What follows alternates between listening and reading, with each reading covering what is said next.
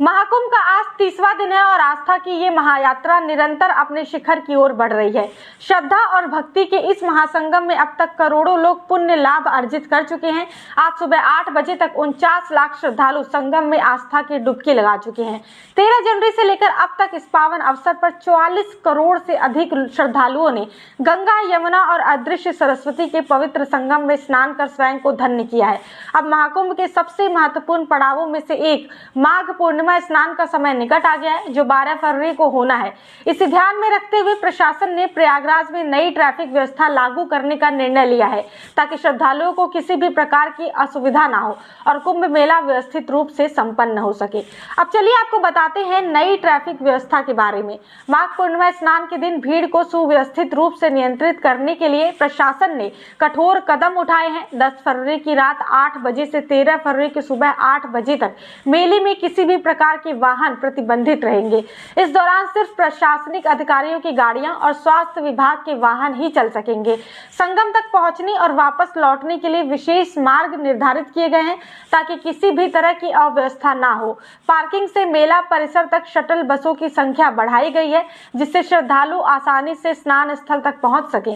Railway स्टेशनों और बस स्टैंडों पर अतिरिक्त भीड़ को नियंत्रित करने के लिए मेला स्पेशल ट्रेनें और परिवहन निगम के अतिरिक्त बसें चलाई जा रही हैं।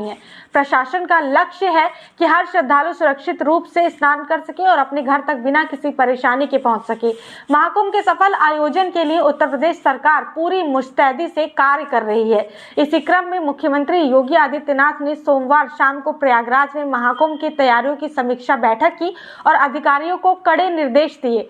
एसटीएफ चीफ अमिताभ यश को विशेष विमान से प्रयागराज भेजा गया। 52 नए आईएएस, आईपीएस और पीसीएस अफसरों की तैनाती की गई, जिसे तुरंत ड्यूटी ज्वाइन करने के लिए कहा गया।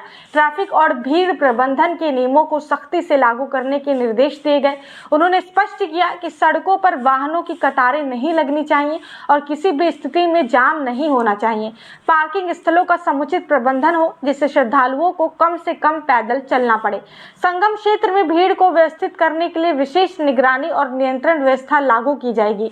मुख्यमंत्री ने इस बात पर जोर दिया कि हर श्रद्धालु की सुरक्षा प्रशासन की सर्वोच्च प्राथमिकता होनी चाहिए। कुंभ में भीड़ नियंत्रण और सुचारू आवागमन को ध्यान में रखते हुए संगम आने और लौटने के मार्ग निर्धारित किए गए हैं। महाकुंभ में इस बार सुरक्षा और सुविधा को प्राथमिकता दी गई है। पुलिस बल और प्रशासन द्वारा कई महत्वपूर्ण कदम भी उठाए गए हैं। जगह जगह सीसीटीवी कैमरे लगाए गए हैं, ताकि हर गतिविधि पर नजर रखी जा सके। ड्रोन्स के जरिए भीड़ का प्रबंधन भी किया जा रहा है। महिला सुरक्षा को ध्यान में रखते हुए अलग से महिला पुलिस कर्मियों की तैनाती भी की गई है। माघ पूर्णिमा का स्नान हिंदू धर्म में अत्यंत पवित्र माना जाता है। मान्यता कि इस दिन संगम में स्नान करने से समस्त पापों का नाश होता है और पुण्य की प्राप्ति होती है। माघ मास को देवताओं का मास माना गया है। इस दिन गंगा, यमुना और सरस्वती के संगम में स्नान करने से मोक्ष की प्राप्ति होती है। इस दिन चंद्रमा पूर्णता को प्राप्त करता है और जल तत्व से संबोधित होने के कारण संगम में स्नान अत्यधिक फलदायी माना जाता है। इस दिन लोग उपवास रखते हैं, दान पुण्य करते हैं और गंगा जल से भगवान विष्णु की पूजा भी करते हैं। महाकुंभ का आयोजन भारतीय संस्कृति और परंपराओं का सबसे बड़ा संगम है।